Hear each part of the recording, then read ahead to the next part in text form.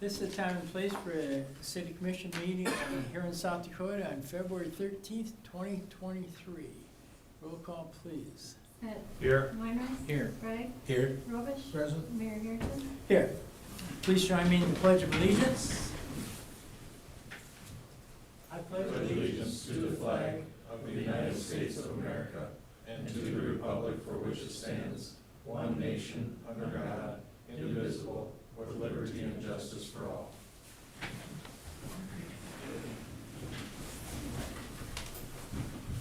Okay, any additions or deletions to our agenda tonight? What's the first? I entertain a motion, no updates. Move to approve the agenda. Commissioner Smith moves to approve, second by Commissioner Bragg.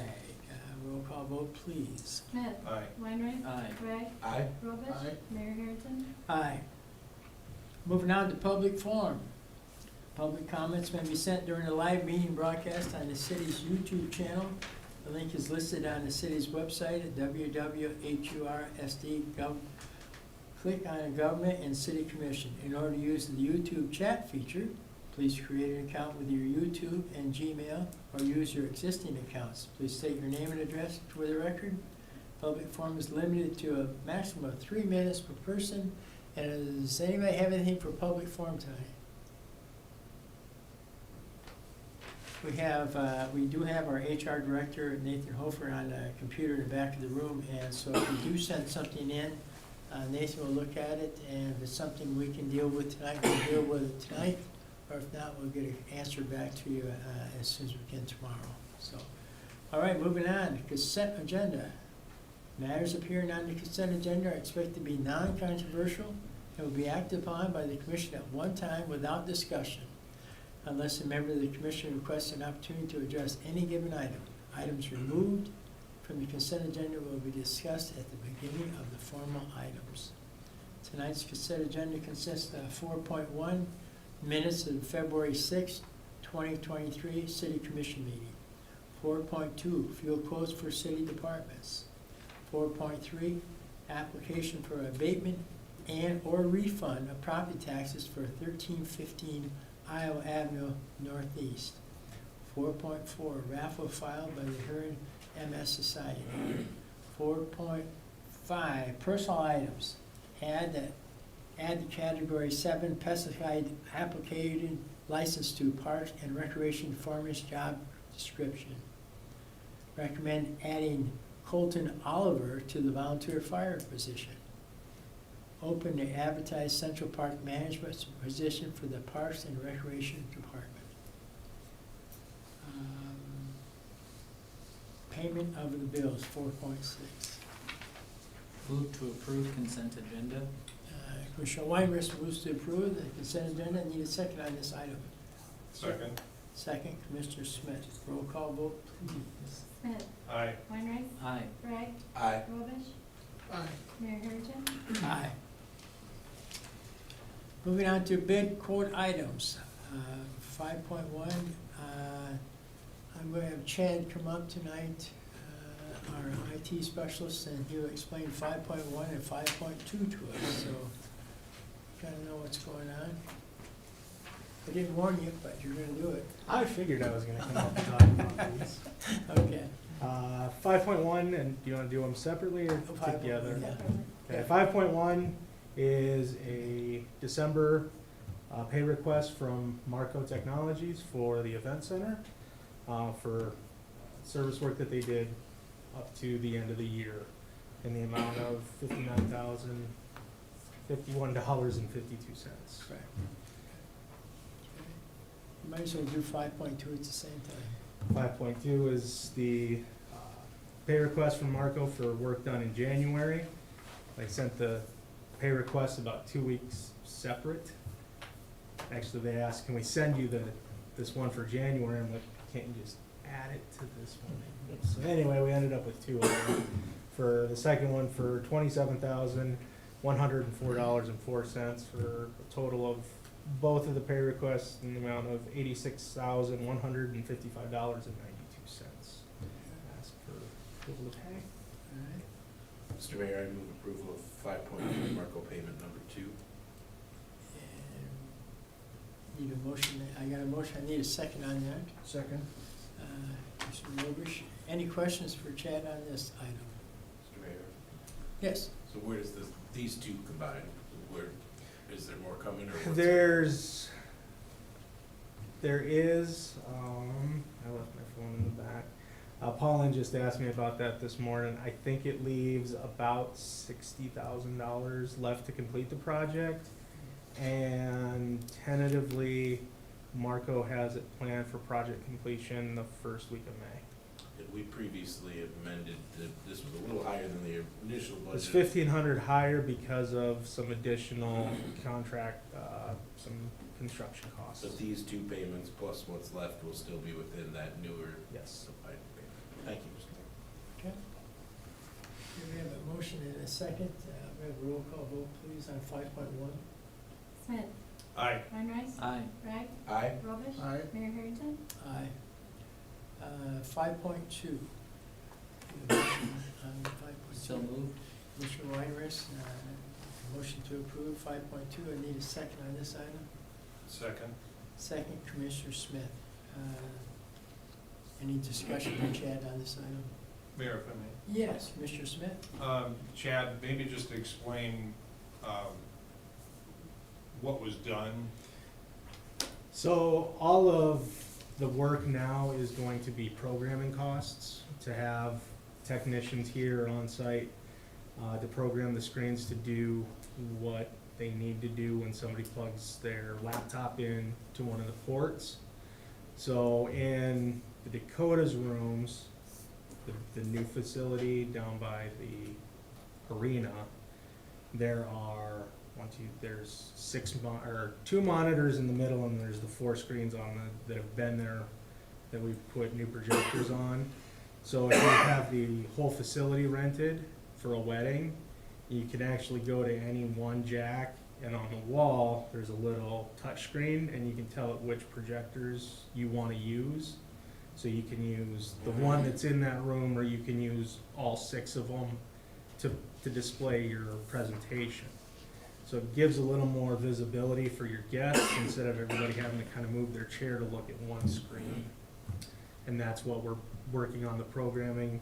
And with the partitioning that is in those rooms, when a partition's closed, that's what they're working on now, is breaking that out so that it recognizes that disconnect, so that it's not trying to pipe something to another room if somebody else is using it. Math and science teachers just used it last weekend, and other than a few hiccups, it worked good for them, and they were impressed with it, I believe.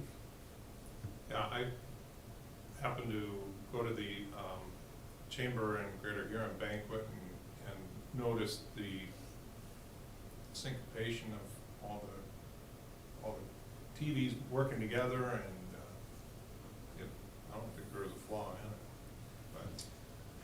So that's what the rest of these payments will be, is that programming cost to make sure that all the rooms work the way they're supposed to.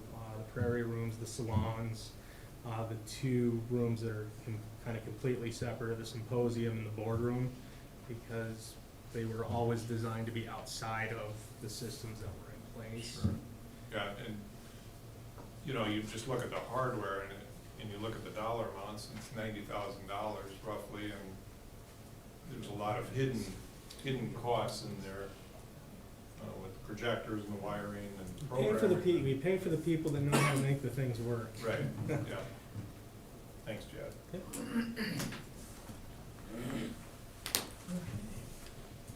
I need a roll call vote on this item. Smith. Aye. Weinreich. Aye. Bragg. Aye. Robish. Aye. Mayor Harrington. Aye. That's fine, but we just did them both together. Nope, we got them both. Okay. Moving on to petitions and communications, 6.1. Consider approval of the plat submitted by Northwestern Corporation, Northwestern Energy Lot for Lot 1 at the Northwest East Generation Plant Addition Lot. And the memorandum I've got on that, the plot, there's two plots here, but this plot included land for a laydown yard for the new Northwest Energy Generation Plant. Northwestern Energy needed additional land and are purchasing some from Greater Huron Development Corporation, which required a replot of the land. The new plats clean up the legal descriptions, and Lot 2 is newly acquired property. Lot 1 is where the new generation plant was recently built. The operation is tight, so additional land was needed to grow for future use. Pearson Harris suggested that we would be best to have two plats drawn so they are not so busy. So that was, I read plot 1. Plot 2 is the same, considered approved for plat submitted by Northwestern Corporation, Northwest Energy for Lot 2, Northwest E Generation Plant Addition. I need a motion to approve these. Move to approve 6.1. Okay, Second. motion to approve 6.1, and Commissioner Smith, or Commissioner Weinrich seconds that motion. Any questions on this item? Here I have Yes. a question, if I may. Do we know, is there going to be any improvements to the property, structural improvements? That Or would is it be, just, it isn't in the memo, but I have Ted's here tonight from the Greater Huron Department. He can answer that question. Yes, Ted Hayter, Greater Huron Development Corporation. Northwestern Energy is acquiring this plat of approximately 7 acres for future development with no plans in the immediate future to build, but for future plans for expansion. They want to acquire this property. thank you, Ted. Yep. Any other questions on 6.1? Seeing none, roll call vote, please. Smith, Aye. Weinreich, Aye. Bragg, Aye. Robish, Mayor Harrington. Aye. We'll move on to 6.2. It's the same type of deal, just a different lot. Need a motion to on 6.2. So moved. Motion Bragg, motion to approve. Need a second on this item. Second. A second on this item from Commissioner Robish. Any questions on this item? Seeing none, roll call vote, please. Smith, Aye. Weinreich, Aye. Bragg, Aye. Robish, Aye. Mayor Harrington. Aye. Moving on to ordinances and resolutions. Tucker, I'm going to have you handle this, if you would, please. Our city attorney, Tucker Valesky, will handle 7.1 and 7.2. Certainly, thank you, Mayor, Commissioners. 7.1, first reading of ordinance number 2249-23-411, zoning, accessory buildings and structures, and set February 27th as the public hearing, second reading. This just changes some language in the current separation requirements to make it consistent with the currently adopted building codes. Need a motion to approve? So moved. Commissioner Myers, motion to approve. Need a second. Second? Second, Commissioner Smith. Any questions on this item for our attorney, Tucker Valesky? I have a Yes, question. Commissioner Smith. Thank you. So, does this make it more restrictive, Tucker? For, outbuildings, does it, or does it make it more liberal, or does it make it more constricted for placement of outbuildings? You know, I would have to check. This went before the planning commission. They recommended approval. They actually drafted this and submitted it to this body. Whether or not it makes it more restrictive or more liberal, I don't have that answer for you tonight. Okay. Just know if you look at it, looks like the setbacks and that are similar to what they have, and there's no change there.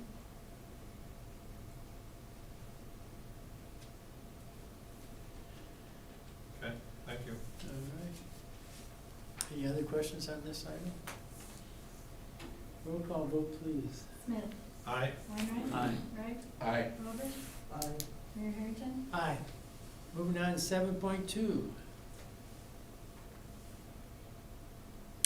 Thank you, Mayor, Commissioners. 7.2, public hearing on resolution number 2023-02, creation of tax increment District 7.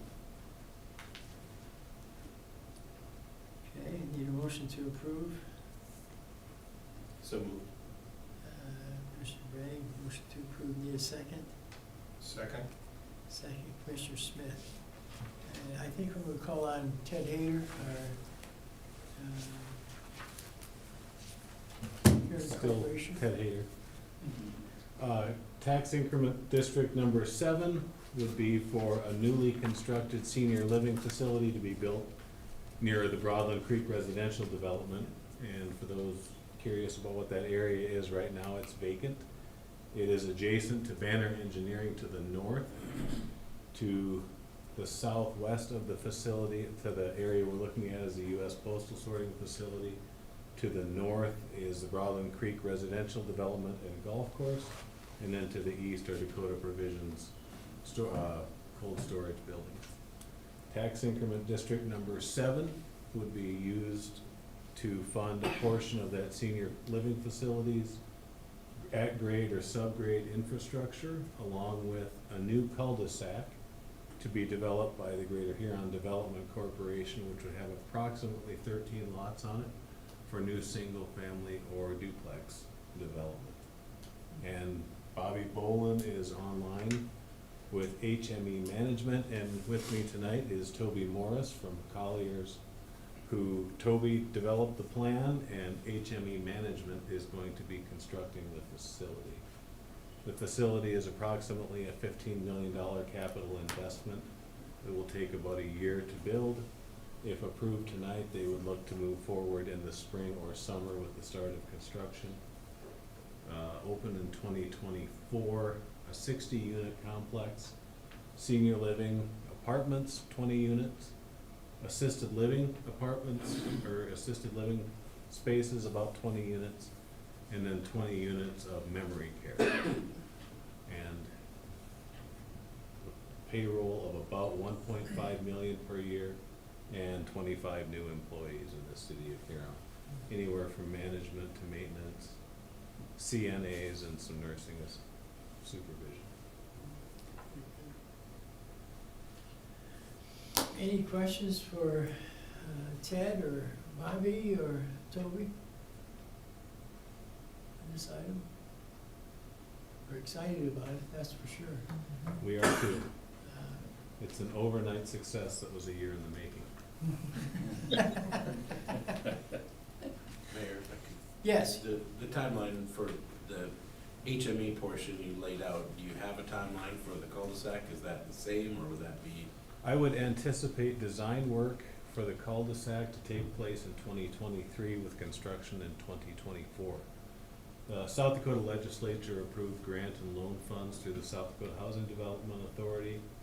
Those rules are being developed here in February. They will go out for a 60-day comment period at the beginning of March, which puts the application period beginning in May. We intend to apply for those funds for that cul-de-sac project.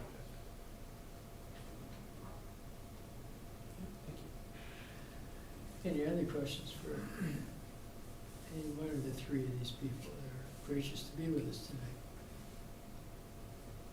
See none, roll call vote please, thanks Ted. Smith. Aye. Wainwright. Aye. Bragg. Aye. Rogers. Aye. Mayor Harrington. Aye. 7.2 pass. All right, moving on to departmental items. We'll call our police chief to come up and talk to me. Thanks, Bobby. Thank you. You bet. Thank you, Mayor, Commissioners. 8.1. 8.1 is I'm asking for permission to apply for Department of Homeland Security grant. This year what we're putting in for is to update our use of force simulator. Here's one of the items. With a nationwide trend with use of force in law enforcement, we figured this is pretty fitting that we update to the most current system, teach officers of the other options that are involved other than just a firearm. Anybody that's seen our simulator that we have now is run off of CO2 cartridges. The system is at the end of its life. They couldn't even do an update on it the last time we tried to do it. The update would be about $25,000. So we're hoping the Homeland Security sees the need in that. along with 4 new laptop computers, one which would be for our hostage negotiators, along with a mount for them when they go out to a critical incident like they did in Washington Springs. The other ones would be in our patrol cars because our video systems need a higher speed computer to operate to the highest level that they're manufactured to work at. The last one that we're putting in for is what's called a hailer system, which is a very loud speaker system. We put in for it last year. We got denied for that one last year because they said there wasn't enough money, along with a Bluetooth console system, which a negotiator can plug their cell phone into this Bluetooth console, put a headset on, and never have to talk, but the phone will still connect. So what I'm asking is just permission to apply for it. It's approximately $55,000, and then if we're awarded to sign the contract with Homeland Security. There is absolutely zero matching funds that we have to put into it, but I think that this is probably one of the most important ones we put in for with the simulator system, with everything that's going on around the country. Similar, that's the one we have at The campus center. Campus Center. Yeah. And it's, the new one comes out where you can use tasers, you can use pepper spray, flashlights work with it. You put an infrared lens and a flashlight, it'll show up on a screen, so it's simulating exactly like going to a call. But we don't have to fire an actual firearm. In the proposal is a kit for our SIG 320s, which we currently carry. So the officers could simulate with an actual firearm. They hold an actual firearm, it's a CO2 cartridge. It cycles the cylinder of the firearm so it feels like you're actually shooting a firearm without actually shooting a projectile. And then we can track where the hits are if they're using a firearm, or if they discharge a taser cartridge, it will show exactly where that would have hit. So it teaches them different ways to de-escalate a situation without going strictly to their firearm. Very, very worthwhile Yeah, project. sounds. All right, any questions for Kevin on this one? Okay, need a motion to approve? I move to approve the application, grant application. Okay, Mark Rovers, Commissioner Rovers moves to approve, need a second? Second. Second, Commissioner Smith, okay. Any question? I Yes, do have a couple of follow-up questions Sure. for Kevin. yeah, he ran away. Yeah. When will the grant be decided, Kevin? We usually get notified by June, and it's awarded in September. September 1st when the state disperses the money, so we wouldn't get it until then. The deadline for the application is later this week. Okay. As far as systems go, is this the most recent system that's out there, or is it a This- generation or two behind? No, or- this is a current version that they have on the market. It comes with 820 different scenarios, and they update them as they produce more scenarios to go with it. The current scenarios that they're producing do not work on our system. So we have to update everything from the CPU to the cameras, to the lasers that come with the weapons, and everything from top to bottom, moved out. Okay, thank you. Kevin, Yes, Mr. Rovers. will there be any necessary remodeling of our campus center for this, or just? Nope, it'll work exactly like it is. The only thing I didn't mention is we use this for other agencies. I was just gonna say that. We allow them to use our system because it trains anybody in the region. The states use it, DCI has been here, the troopers have been here. Small agencies like Miller PD or Sheriff's Office, Sanborn County, they use it. All we ask is that they bring the CO2 cartridges. They supply that, we'll supply the system.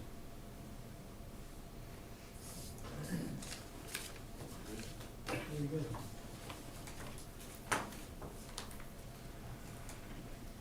Any more questions? Seeing none, roll call vote, please. Smith, Aye. Weinrich, Aye. Frank, Aye. Rovers, Aye. Mayor Harrington. Aye.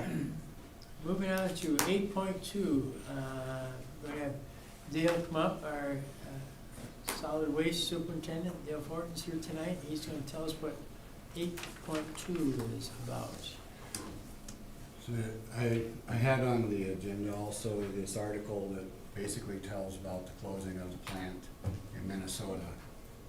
Over the last 2 weeks, we've been trying to get product moving out of Huron, baled cardboard, without any luck.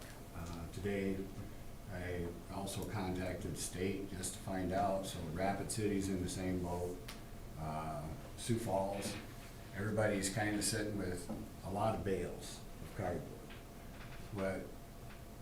What I'm looking at is, we have the storage space for 3 semi-loads at our facility right now. We currently have 4 there and 2 out in Huron that I gotta bring in. So December, we got no trucks. January, I got 1 truck, and this month so far, I got 1 truck. These loose cardboard containers that we've given to the businesses and stuff, really I'm not able to handle that material, even if I baled it right now, which we're not in that part of our operation also to do. The storage space is is gonna be the big problem.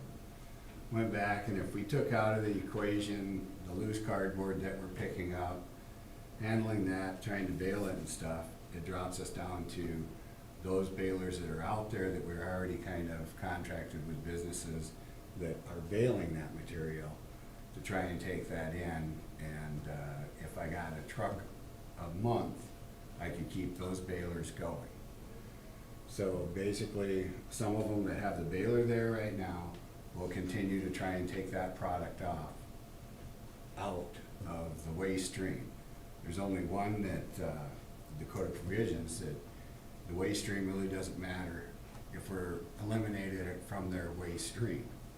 So on that business, I think we just need to sit down and figure out a rate for that cardboard to come into our facility so that we can dispose of it through recycling if we can add it into our loads, and keep that rate low enough that it's less than what they're gonna pay for their garbage, is what we wanna try and do.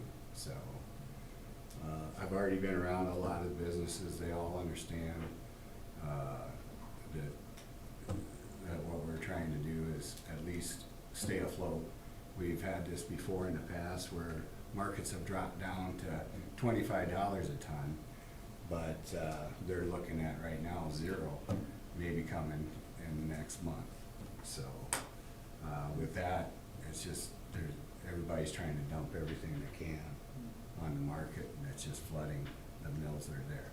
Closest place I can get to would be Chicago, to truck it there, and then from there it goes to the East Coast. So isn't there any other mills? I've heard that too, and there just isn't. And most of the mills are under contract with brokers that are trying to fill their needs right now too. We did actually jump in, and Millennium will send us trucks as they have extra ones available, but it's not like they have an overabundance and stuff. So single stream is kind of one of the things right now too, where we're really hitting some walls there. But since we are under contract with Millennium, they're honoring that and taking it from us in our single stream process. So, but if You might want to explain the process of the ones that sit outside City Hall here, they won't be using. the 2 containers that are out here are also loose, so I had Troy start working on some signage just saying that those will be eliminated right now. And if people that are bringing it out to us right now, it's just going in the regular garbage. So I don't want somebody to be misled, and that's why we've been talking with businesses that, and this has happened before where they were doing the blue bags, if anybody remembers that, and all of a sudden they found out that blue bags is just going to garbage. Why am I doing this? So I just want everybody to know, if you come out with the loose cardboard, it will be actually put in to the waste stream, or if we pick up that container that says cardboard, it's probably gonna be the same truck that's doing the garbage. So these here, by eliminating them, it just means that they're just gonna have to bring it out to us, and it'll go into the regular garbage. All right, any questions for Dale on that item? Yes, Mr. Smith. So Dale, does this then at least pause residential cardboard pickup? Or So- can you still put that into your Yep, regular? you can, and that's where the company that's taken the single stream, under that contract, they will honor that. But if I start flooding that, so those are that's the one semi that I'm getting. So if I start flooding that and they get more cardboard from us, that eliminates that one truck that I might get to get rid of that cardboard. So as long as we keep, and there would be an increase in that, which I talked to them in Sioux Falls Millennium. They understand that there may be an increase in that, but they're still gonna try and get me one truck, so. Is that, Yeah, well, it's really unfortunate, the efforts that have been made to. throughout the state of South Dakota, I was on the phone with the state too, on their recycling, you know, program, and it's throughout the state, and they're trying to work hard to figure this out too. So the 200,000 tons that were taken out of the market in South Dakota that were going to this mill that shut down was actually mostly South Dakota.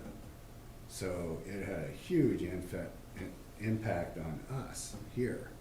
So, and a lot of them that were in that brokered with them, like I was, brokered directly to the mill. It put all of us kind of out, where others have been brokered with other companies, and they're able to keep moving, but they can't get any more trucks, so. Are you hearing any projections in the industry to when I was told maybe by September, there might be some room in the markets again to maybe start moving some material. But that's as soon as they would say, and this, we thought that would happen in December. You know, so that's why we've been kind of trying to move stuff, but it hasn't let up, so. The last semi that left, I think it ended up costing us $7.50 a ton to ship it to where it had to go. So it was, but we kept it out of landfill, so if you figure that cost savings, that was there. But at what point do you draw a line and say, well, okay, let's hold up on trying to pull it out of the waste stream when it makes more work, so. Because that used to be a profit center. Oh yeah, we were up to 180 to 170 a ton on average. We've done rather very well on it, and that revenue stream is going to be, you know, missed for a while. But we'll have to just see what happens. All right, thanks, Dale. Hang on. You're up in a little while later. Do we need a motion to approve talking to loose? Is that, you may as well. So we need a motion to talk, To accept that recommendation. Yeah. Yep. to accept the recommendation. To accept the recommendation, we will hold off on our cardboard because we have no place to send it this time. Mr. Mayor, I move that we cease collection of loose cardboard, and the only cardboard we bring in be from our existing customers with bales. Balers. Second that. We have a motion from Commissioner Bragg and a second from Commissioner Weinrich. Any questions on that motion? the only, Mayor, Yes. the point that I would want to drive home though is for residential loose cardboard. That is not included in this motion. Correct, I'll So amend my motion to clarify that the blue and yellow home containers will be unaffected. Thank you. The motion was amended to add blue and yellow containers at homes that are not affected by this motion, so. All right, any other questions for this? Seeing none, roll call vote, please. Smith. Aye. Weinreich. Aye. Bragg. Aye. Robish. Aye. Mayor Harrington. Aye. 8.3, city offices will be closed and the city commission will not meet on February 20th in observation of President's Day. And I will call on our Commissioner Bragg to go over 8.4. Thank you, Mr. Mayor. Also for the holiday, the solid waste department will be closed on Saturday, February 18th, as well as Monday, February 20th, in observance of President's Day. Monday's garbage and recycling route will be collected on Wednesday, February 22nd. Please have your containers out the night before, as trucks will not be rerouted. So once again, no drop-off at the solid waste site this Saturday or Monday, and Monday's recycling and trash will be picked up on Wednesday. Thank you. Very good, thank you. We are going to go into a work session now. 9.1 will be a work session on Baylor Conveyor